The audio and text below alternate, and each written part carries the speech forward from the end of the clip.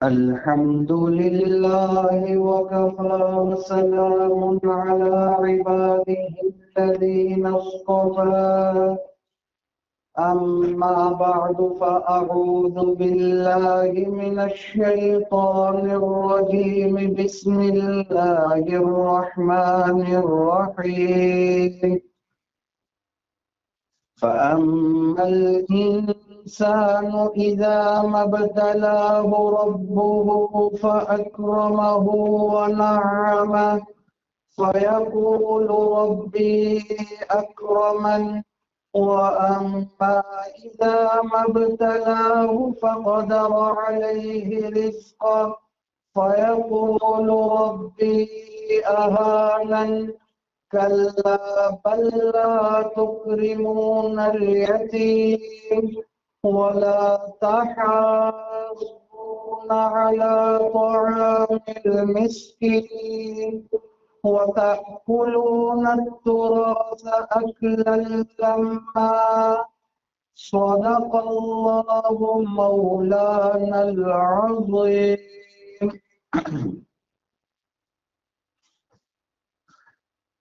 محترم حاضرین، 30واں پارہ سورہ فجر کی چند آیتیں میں نے آپ کے سامنے تلاوت کی، جس میں حق تعالی جل شانہ ہماری غفلت کو بیان فرما رہے ہیں کہ انسان کس انداز میں اس غفلت کے ساتھ زندگی گزار رہا ہے۔ اس کو فکر ہی نہیں ہے کہ مجھے ایک دن دنیا سے جانا ہے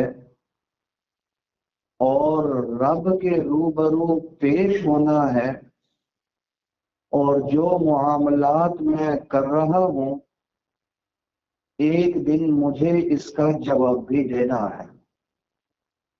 اس چیز کا احساس ہی نہیں اور غفلت کے ساتھ زندگی گزار رہا ہے۔ اللہ فرماتے ہیں فَأَمَّا الْإِنسَانُ إِذَا مَا ابْتَلَاهُ رَبُّهُ، اللہ تعالی جب کسی انسان کو کچھ مال کچھ دے کر آزماتا ہے تو پھر اس کی حالت ایسی ہو جاتی ہے، وہ کہتا ہے یہ تو روٹین ورک ہے، یہ ایسے ہی ہونا تھا، میں نے الحمدللہ میں نے یہ کیا، میں نے یہ کیا، میں نے یہ ہونا ہی ایسے تھا۔ وہ سمجھتا ہے کہ یہ میری سمجھداری کی وجہ سے مال آ رہا ہے، مجھے عزت مل رہی ہے، یہ فراوانی ہو رہی ہے، وہ سمجھتا ہے میرا کمال ہے اس میں۔ ابھی اللہ تعالیٰ نے دے کر آزمایا ہے تو ایسی حالت بن جاتی ہے۔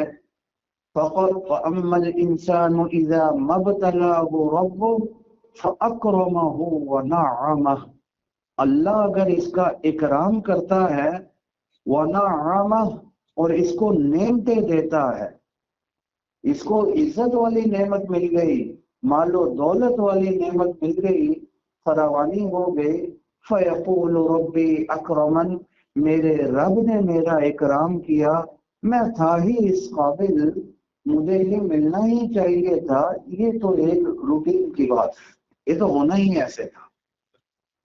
لیکن جب اللہ لے کر آزماتا ہے وَأَمَّا الْإِنسَانُ إِذَا مَا ابْتَلَاهُ رَبُّهُ، جب اللہ تعالیٰ اپنے بندے کو آزماتے ہیں فَقَدَرَ عَلَيْهِ رِزْقًا، اور اس کے اوپر رزق تھوڑا تنگ کر دیتے ہیں، فَيَقُولُ رَبِّي أَهَانَنِ، وہ شکوے شکایتیں شروع کر دیتا ہے، شکایتوں کے انبار لگا دیتا ہے، میری تو اہانت ہو گئی، مجھے تو اتنا ملنا چاہیے تھا، میرے ساتھ یہ معاملہ ہونا چاہیے تھا، میرے ساتھ یہ معاملہ ہو گیا، وہ شکوے اور شکایتوں کے انبار لگا دیتا ہے۔ یہ اللہ فرما رہے ہیں۔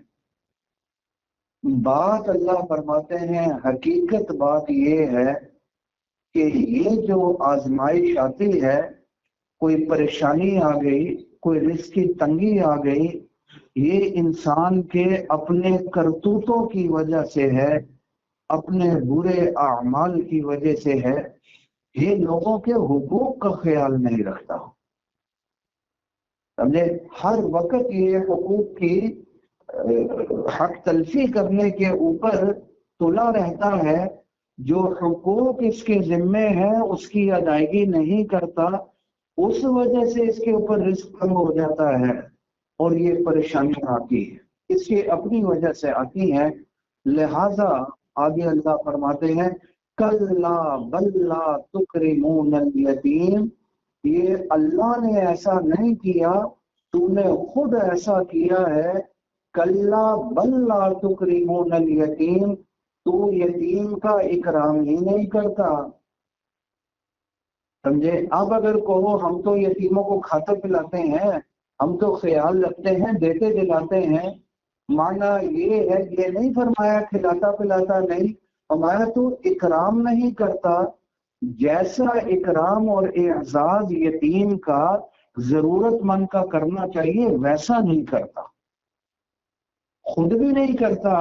وَلَا تَحَاضُّونَ عَلَىٰ طَعَامِ الْمِسْكِينِ، اپنے ارد گرد دوسرے لوگوں کو بھی اس چیز پر نہیں ابھارتا، بھئی غریبوں کا، یتیموں کا، ان لوگوں کا، ضرورت مندوں کا خیال رکھنا چاہیے، ان کا احساس کرنا چاہیے، ان کا اکرام اور ان پر خرچ کرنا چاہیے۔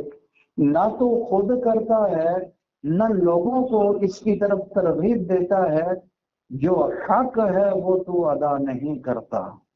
یہ تو ایک الگ بات ہو گئی۔ آگے سب سے بڑا جو تیرا جرم ہے وہ یہ ہے وَتَأْكُلُونَ التُّرَاثَ أَكْلًا لَمًّا، تو وراثت والے مال کو لپیٹ لپیٹ کر کھا جاتا ہے۔ تجھے نہیں پتا اللہ تعالی نے وراثت کے مال میں حقوق مقرر کیے ہیں، حصے مقرر کیے ہیں۔ چوتھا پارہ سورہ نساء کا پورا رکوع ہی وراثت کے بارے میں نازل کر دیا ہے۔ باپ کا کتنا ہے، والدہ کا کتنا ہے، بیٹے کا کتنا ہے، بیٹی کا کتنا ہے، اور بیوہ کا کتنا ہے، اور اگر بیٹا بیٹی پھر بہنوں کا کتنا ہے، اگر بیٹا نہیں ہے اور باپ نہیں ہے تو پھر بھائیوں کو کتنا دینا ہے، بہنوں کو کتنا دینا ہے۔ اللہ نے سارے حقوق وراثت کے جو سارے حصے تھے وہ قرآن مجید میں اللہ نے بیان فرما دیے ہیں، پورا رکوع بیان کر دیا ہے۔ تو اس کے مطابق تقسیم نہیں کرتا، بلکہ یہ سارا مال کوشش کرتا ہے لپیٹ لپیٹ کر خود ہی سارا کھا لے، دوسروں کا حق بھی اپنے پاس لے لیتا ہے۔ یہ تو ظلم کرتا ہے، حرام کھاتا ہے۔ اگر تو دوسروں کا مال لپیٹ کر اپنی طرف کھینچ لیتا ہے، اس کو اپنا مال بنا لیتا ہے، یہ تو حرام کھاتا ہے، یہ ناجائز ہے، حرام ہے۔ جو اللہ نے طریقہ بیان فرما دیا ہے سورہ نساء میں، اور جو رسول اللہ صلی اللہ علیہ وسلم نے بے شمار احادیث کے اندر بیان فرما دیا، جس پر ہمارے مشائخ نے بڑی بڑی کتابیں، ضخیم کتابیں وراثت کے سلسلے میں لکھی ہیں، فلاں کا اتنا، فلاں کا اتنا، فلاں کا اتنا، تو اس کا خیال نہیں کرتا۔ اس وجہ سے تیرے اوپر نحوست پڑتی ہے، اس وجہ سے تیرے اوپر نحوست پڑتی ہے۔ مرنے والا جو چھوڑ کر گیا، وہ جو مال چھوڑ کر گیا، وہ جو جائیداد چھوڑ کر گیا، وہ جو گاڑیاں چھوڑ کر گیا، بینک بیلنس چھوڑ کر گیا، جائے نماز چھوڑ کر گیا، گھڑی چھوڑ کر گیا، موبائل چھوڑ کر گیا، حتیٰ کہ سوئی چھوڑ کر گیا۔ علماء نے لکھا اس سوئی میں بھی سارے وارثوں کا حق ہے۔ اگر اس کی اس سوئی کو وارثوں کی اجازت کے بغیر کوئی ایک بندہ لے لیتا ہے، اس نے دوسروں کا حق کھا لیا، اس نے ظلم کیا، اس نے حرام کھایا۔ کیونکہ اللہ تعالی نے اس ترکے میں جو بھی مرنے والا چھوڑ کر گیا ہے ایک ایک وارث کا حق لگایا ہے۔ آج ہم کیا کرتے ہیں؟ آپ ہم اپنے خود معاملات دیکھ لیں، کیا شریعت کی اس بتلائی ہوئی ترتیب کے مطابق ہم وراثت تقسیم کرتے ہیں؟ یاد رکھیے، حضرت تھانوی علیہ رحمت فرماتے ہیں، اگر کسی شخص کے 3 پیسے مار لیے، اس کے پیسے بنتے تھے، ہم نے نہ دیے، 3 پیسے اپنے پاس روک لیے، ان 3 پیسوں کے بدلے میں قیامت والے روز 500 مقبول نمازیں دینی ہوں گی۔ 500 وہ نمازیں جو اللہ کی بارگاہ میں قبول ہو چکی، اللہ نے قبول کر لی تھی، ان نمازیں، ان 3 پیسوں کے بدلے میں 500 نمازیں دینی پڑے گی۔ پھر مشکوٰۃ شریف کی روایت میں حضور صلی اللہ علیہ وسلم ارشاد فرماتے ہیں، اگر کسی کی ناجائز جگہ پر قبضہ کر لیا، وراثت میں بنتا تھا نہ دیا، بہنوں کا حق نہ دیا، بھائیوں کا حق نہ دیا، اس کے اوپر ناجائز قبضہ کر لیا، ساتھ بالشت زمین بھی اگر قبضہ کر لیا، تو آپ صلی اللہ علیہ وسلم سے سچا انسان کون ہوگا؟ آپ فرماتے ہیں قیامت کا روز ہوگا، جو زمین اس نے ناجائز قبضہ کی ہے، اللہ 7ویں زمین تک اس کو دھسا دیں گے، یہ دھستا چلا جائے گا۔ کیا 7ویں زمین تک اگر اس نے کسی کی ناجائز زمین کے اوپر ناجائز کسی کی زمین پر ناجائز قبضہ کر لیا ہے، اتنی شدید قسم کی وعیدیں آ رہی ہیں۔ پھر میں ایک روایت دیکھ رہا تھا حضور صلی اللہ علیہ وسلم کی، آپ صلی اللہ علیہ وسلم صحابہ سے فرماتے ہیں، مجھے یہ تو ذرا بتلاؤ فقیر کون ہے؟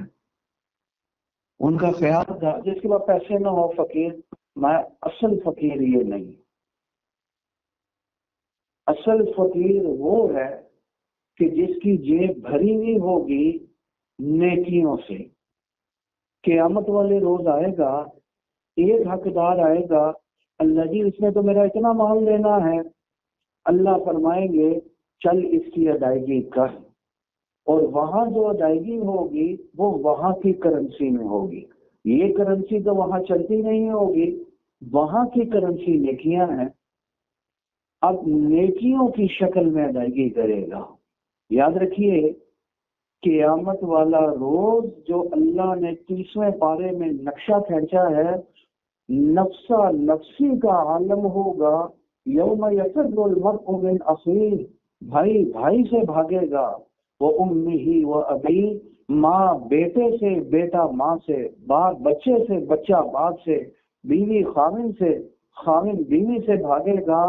ایک ایسا نفسا نفسی کا عالم ہوگا، کوئی کسی کی پرواہ نہیں کرے گا، دیکھتے ہی بھاگ جائے گا کہ کہیں مجھ سے کوئی نیکی نہ مانگ لے، تصور نہیں ہوگا ایک نیکی دینے کا۔ تو اس روز کیا ہوگا، جو حق والا آئے گا، کوئی آئے گا وہ نمازیں لے جائے گا، پھر آیا جی اس نے تو ناجائز میری زمین پر قبضہ کر لیا تھا، مجھے تو وراثت نہیں دی تھی، یا میرا قرضہ ادا نہیں کیا تھا، یا ناجائز میری زمین پر قبضہ کیا ہوا تھا۔ وہ آئے گا، کوئی روزے لے جا رہا ہے، کوئی حج لے جا رہا ہے، کوئی عمرے لے جا رہا ہے۔ پھر حضور صلی اللہ علیہ وسلم فرماتے ہیں، ایک وقت ایسا آئے گا کہ جتنی نیکیاں لے کر گیا تھا، انبار تھے نیکیوں کے، وہ حق والوں کے درمیان تقسیم کر دی جائیں گی۔ پھر وہ وقت بھی آئے گا جب لوگوں کے حقوق باقی ہوں گے لیکن نیکیاں ختم ہو جائیں گی، تو اب کیا ہوگا، اب ان کے گناہ اس پر ڈال دیے جائیں گے، اب ان کے حصے کی جہنم بھی اسے برداشت کرنی ہوگی۔ میں اصل فقیر یہ جو اتنی بڑی کرنسی لے کر گیا تھا نیکیوں کی شکل میں، اور وہاں جیب خالی ہو گئی، کچھ بھی نہیں بچا، بلکہ ان کا بوجھ بھی اس کے اوپر ڈال دیا گیا۔ اس سے بڑا فقیر کوئی نہیں، اور اس سے بڑی کوئی پریشانی نہیں ہوگی قیامت والے روز خدا نہ خاصہ اگر ایسا معاملہ ہو گیا. ہمارے پاس ادھر جامع شفیہ میں وہ رشید تارڑ صاحب حیات تھے اس وقت کے صدر بھی رہے ہمارے. ان کی فیملی تھی تارڑ فیملی. ان کا بھی فون آیا. وہ لوگ اور کچھ ایک گوندل فیملی تھی, یہ دو پارٹیاں تھیں. ان کے درمیان وراثت کا مسئلہ تھا جو لگ بھگ 50 سال سے عدالت میں چل رہا ہے.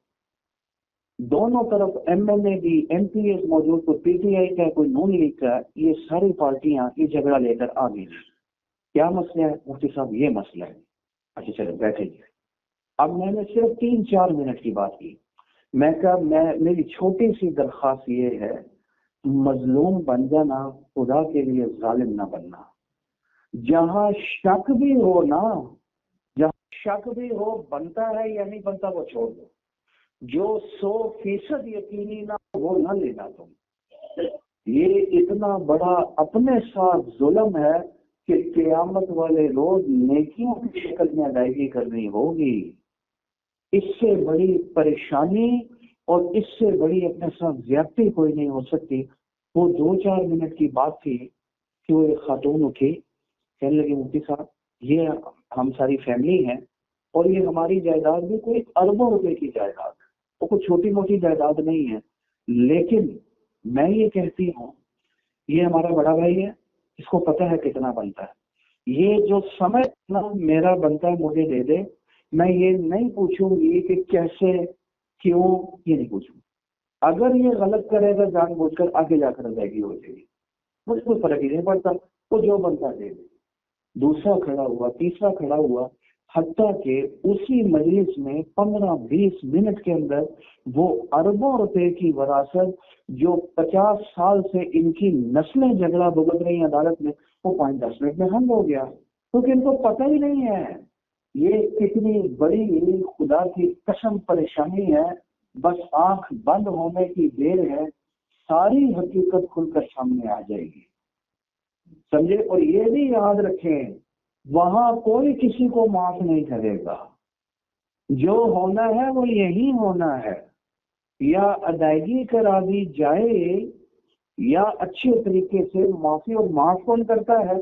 کوشش کریں کہ ادائیگی ہی کرا دی جائے, یہاں معاملہ صاف ہو جائے. کیونکہ وہاں کوئی کسی کو معاف نہیں کرے گا. وہاں کوئی جب سارے حالات دیکھے گا ایک نیکی چھوڑنے کے لیے کوئی تیار نہیں ہوگا. اس لیے ابھی بھی وقت موجود ہے, ابھی بھی وقت موجود ہے. جو کمی بیشی ہے جو ابھی تک ادائیگی نہیں کی ہوئی, اس معاملے کو فوری طور پر حل کر لیے ہے. حضرت شیخ الاسلام مفتی تقی صاحب دامت برکاتہم العالیہ فرماتے ہیں جب میرے والد مفتی شفیع صاحب علیہ رحمت مفتی اعظم پاکستان حضرت کا انتقال ہوا, اس دور میں ایک بہت بڑی ہستی تھی حضرت ڈاکٹر عبدالحی رحمۃ اللہ علیہ, بہت بڑی ہستی تھی. حضرت آئے, اب میت پڑی ہوئی ہے, حضرت پاس آ کر بیٹھ گئی. تو حضرت شیخ الاسلام فرماتے ہیں کہ ابا جی کے سرحانے خمیرہ پڑا ہوتا تھا, وہ ذرا تقویت کے لیے اسے استعمال کرتے تھے. تو حضرت ڈاکٹر صاحب کی عمر تھی تقریباً 80 سال کے لگ بھگ. میں نے کیا کیا, وہ خمیرہ پکڑا, حضرت کو پیش کیا, جی حضرت تھوڑا سا کھا لیجیے. انہوں نے کہا تمہارا دماغ صحیح ہے, تم مجھے حرام کھلانا چاہتے ہو؟ تو میں نہیں پتا تمہارے والد کا انتقال ہو گیا, خمیرہ تو والد کا تھا, اور مرنے کے بعد سارے وارثوں کا حق لگ گیا اس خمیرے کے اوپر, اکیلا تیرا تھوڑا ہی ہے, تو کیسے مجھے خمیرہ دے سکتا ہے؟ تو کوئی مالک ہے اس کا اکیلے؟ تیرے علاوہ بھی تو باقی وارث مالک ہیں, تو نے کیوں پیش کیا مجھے؟ انہوں نے کہا جی حضرت بات یہ ہے سارے وارث الحمدللہ عاقل بھی ہیں اور بالغ بھی ہیں, اور یہی موجود ہے, اسی کمرے میں موجود ہیں, سب کی جانب سے دے رہا ہوں, کیونکہ کوئی انکار نہیں کرنے, سب نے کہا لکھا. پھر حضرت نے دیکھیں کتنی ہے, آج بندہ مر جاتا ہے, لمبا عرصہ گزر جاتا ہے, ہم تقسیم ہی نہیں کرتے. اگر کوئی کہے تقسیم کے لیے, کہتے ہیں ابھی تو کفن میلا نہیں ہوا, آپ نے پہلے تقسیم کی باتیں شروع کر دی. ہم الحمدللہ ایک ہیں اور ہم اس سلسلے کو ایسے ہی چلائیں گے. لیکن وہ کچھ عرصہ تو چلتا رہتا ہے, پھر جب تھوڑی دیر گزرتی ہے پھر وہ جنگ و جدال کا بازار گرم ہوتا ہے, وہ لڑائیاں، جھگڑے، پریشانیاں اور نفرتیں آتی ہیں کہ الامان والحفیظ. ہمیں یہاں تک پتہ چلا، ایک ساتھی کہنے لگا مجھے صاحب یہی وراثت کا رولا تھا، میت پڑی ہوئی ہے، اس نے وراثت نہیں دی جن کو دینی چاہیے تھی، روک کے رہے. کہنے لگے ہم نے خود اپنی آنکھوں سے دیکھا کہ وہ جو حق والے تھے وہ اس کو لاتے مار رہے تھے، اس کی وجہ سے میت پڑی ہوئی ہے سامنے. یہ ایسی گندی چیز ہے. اس لیے اللہ تعالیٰ نے وقت دیا ہوا ہے، اس وقت میں ان سارے معاملات کو جو لینے دینے والے معاملات ہیں وہ حل کر لیے جائیں. خاص طور پر اگر نابالغ بچے بھی ورثہ میں شامل ہیں تو یاد رکھیے کہ نابالغ ورثہ کی اجازت سے بھی ان کی چیز استعمال نہیں کی جا سکتی، نہ معاف کرائی جا سکتی، ان کی اجازت کا اعتبار ہی نہیں. پھر ان کی وراثت آپ فوری تقسیم نہیں کرتے.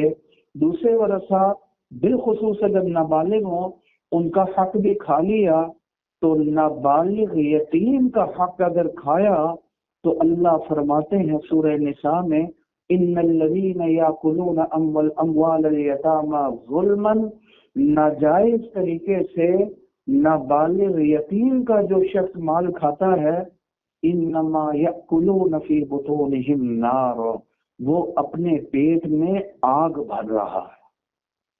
وہ یہ نہ سمجھو کہ پیزے کھا رہا ہے، وہ روٹس کھا رہا ہے، وہ بریانی نہیں کھا رہا. اگر یہ ان کے مال سے کھا رہا ہے وہ جہنم کھا رہا ہے.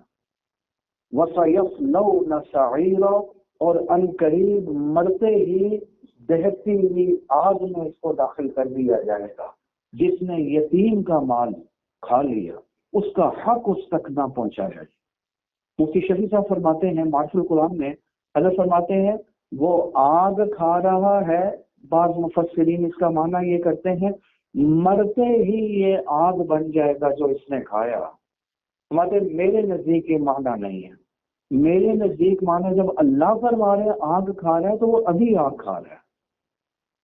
جو اس نے کھائی ہے وہ برگر نہیں کھایا، وہ آگ کھائی ہے. وہ کیسے؟ حضرت فرمانے لگے یہ کمرہ ہے، فرض کر لیں اس کمرے میں گیس بھر جاتی ہے. اب کہنا ٹھیک ہے کہ اس کمرے میں آگ بھری ہوئی ہے. کوئی کہے کدھر آ گیا، نظر تو آ گئی. پہلے کیا کہیں گے؟ بس ایک تیلی لگانے کی دیر ہے، ایک تیلی لگانے کی دیر ہے، یہ آگے بھری ہوئی. اسی طرح یہ جو ناجائز مال کھا رہا ہے، بالخصوص یتیم کا کھا رہا ہے، یہ آگ کھا رہا ہے، بس ایک سور پھونکنے کی دیر ہے.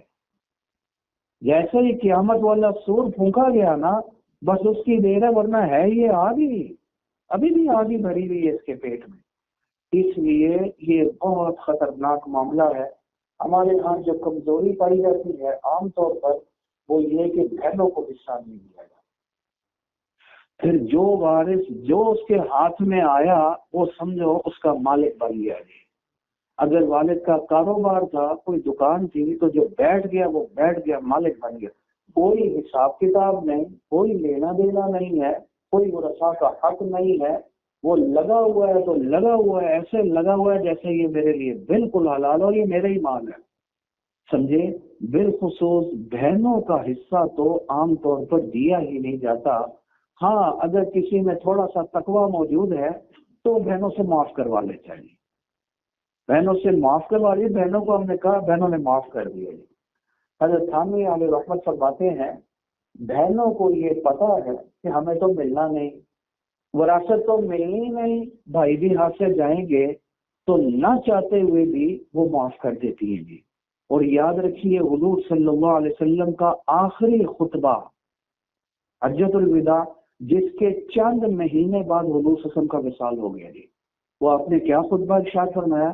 اس میں ایک جملہ ارشاد فرمایا، الا لا يحل مال امرئ مسلم الا بطیب نفس من، او کما قال علیہ الصلوۃ والسلام.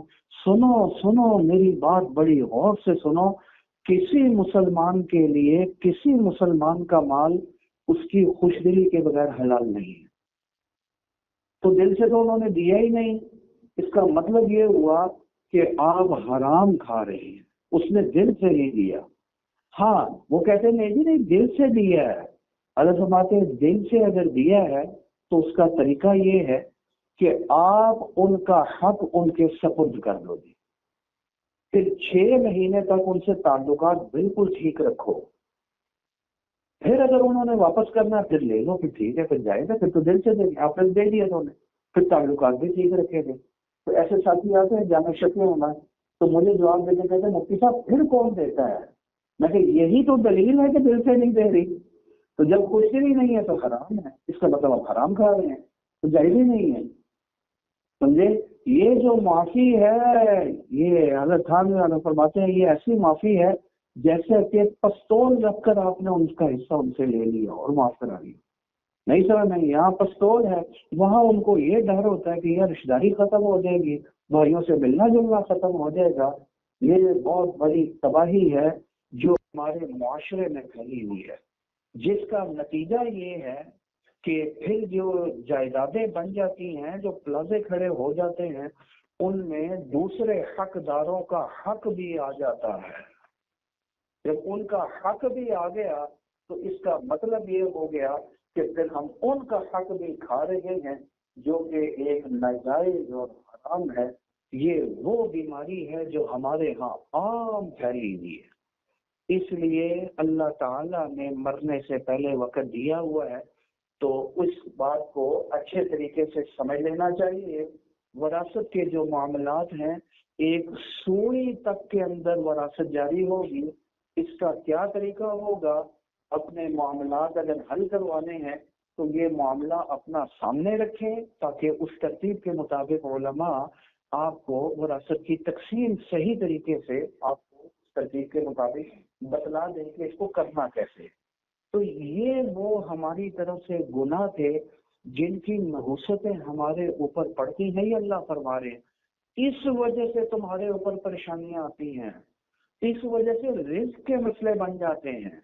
یہ نعوذ باللہ اللہ کی طرف سے نہیں، یہ تمہارے برے اعمال، تمہارے ناجائز اعمال، بالخصوص ایسے مانے دوسروں کے حق تم کھا رہے ہو، ناجائز اور حرام کھا رہے ہو، اس کی نحوست تمہارے اوپر پھر ایسی پڑتی ہے کہ جو ہے وہ بھی بے برکتی، اس میں یا کمی آ جاتی ہے، اور اگر آ بھی رہا ہو تو اس میں بے برکتی رہتی ہے، کبھی تمہیں سکون میسر نہیں، تم پریشان ہی رہتے ہو، جو راحت اور سکون ملنا چاہیے وہ پھر میسر نہیں آتا۔